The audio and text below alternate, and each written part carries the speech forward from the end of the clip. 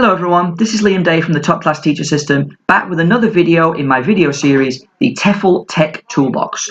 Today's video is going to be much shorter than other videos in the series, but it's going to focus on a way that you can make your students feel special. And when you do that, you take huge strides towards building good rapport, strong rapport with your students. We're going to focus today on using Facebook. Now, most institutions, colleges, schools have strict rules about being friends with students on Facebook. And rightly so, those rules are there for a reason. But we live in a world now where technology is used so frequently that young people live for social media. They're constantly on their phones, constantly interacting with each other digitally. And I wanted to find a way where they could communicate with me digitally without them having to add me as a friend on Facebook. Once a student leaves the school where I'm teaching, then I say to them, you are quite welcome to add me as a friend on Facebook. So if we look over here, you can see Super Chai and Carolina. They are former students of mine.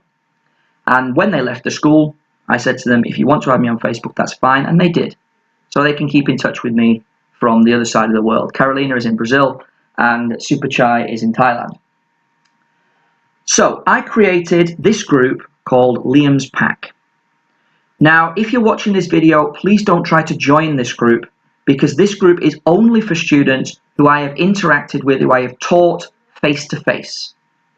And by telling the students that, I am saying to them, you are part of an exclusive club. You have access to a resource that other students do not have access to. And I've had very good feedback from students on this group. Now, how do I use it? Well, firstly, if you're a teacher, you'll know that students are, on the whole, very bad at keeping notes. They write something down or they complete a worksheet, they put it in their bag, and it miraculously disappears. Now, just before an exam, students might want to revise what we did a few weeks before. So I take pictures of the board and post them in the group. Now, this is a little different to students taking pictures of the board. Why? Because when students take a picture of the board, it goes into their gallery along with hundreds of other photos, and it's very difficult for them to find the exact one that they need. However, if they're in a private Facebook group, they can type in what they need. So imagine they want to study the present perfect, they type it in, and here are some pictures of the board from some of my lessons in the past. We'll take a look at this one. Here we've got some notes that I made on the board, the difference between the past simple and the present perfect. So students can revise that, they can study it. It also helps when students are absent. It means that they don't 100% miss what we do in class, especially if they go, for example, on a week's holiday and then they come back. You can say to them, well, this is what you missed. Check it out on the group. And if you've got any questions, come and see me. So it's a really good way of keeping students up to date if they do happen to miss classes. Another way that I use this is for building students' vocabulary. So a while back, I decided to start a series of posts entitled Words of the Day. And the reason I started this is because I noticed that most students do not use adjectives very well. They use the same adjectives all the time. And I personally got bored of, I'm fine, thank you, and you. It's so robotic and practiced and drab. So I wanted to build their vocabulary related to adjectives of feeling and also adjectives of personality. So you can see here we've got worried and witty. And every day I would post 2 adjectives with an explanation and an example sentence. So you can use it to help build your students' vocabulary. Another thing you can use it for is sharing photos. So you can see here me with my class in Japan. This was the last day before I left, and we took some photos and I posted them here, so I have access to them, but also students have access to them. And if we just go back through some of the previous photos,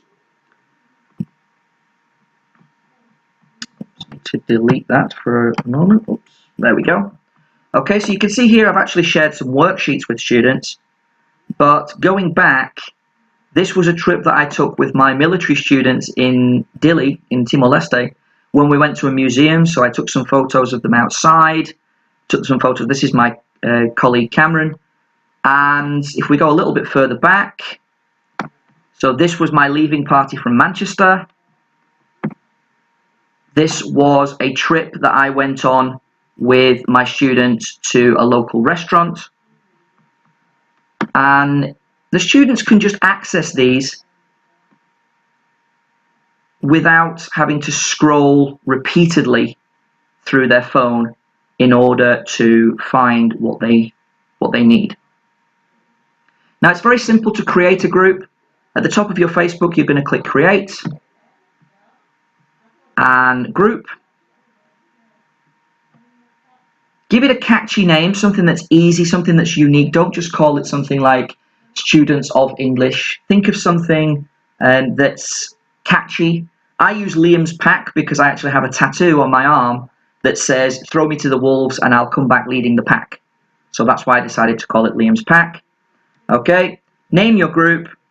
I make sure to make it private, otherwise you're going to have every Tom, Dick and Harry joining. And again, you want to make your students feel part of an exclusive group. Give it a try. Most schools will be perfectly okay with you doing this because the students can only access the material that you put in. They can't access any of your personal details. And similarly, you're not making friends with them, but you are providing access to a learning resource. It takes very little time to maintain, but I've had so much positive feedback from this that I definitely recommend you give it a try.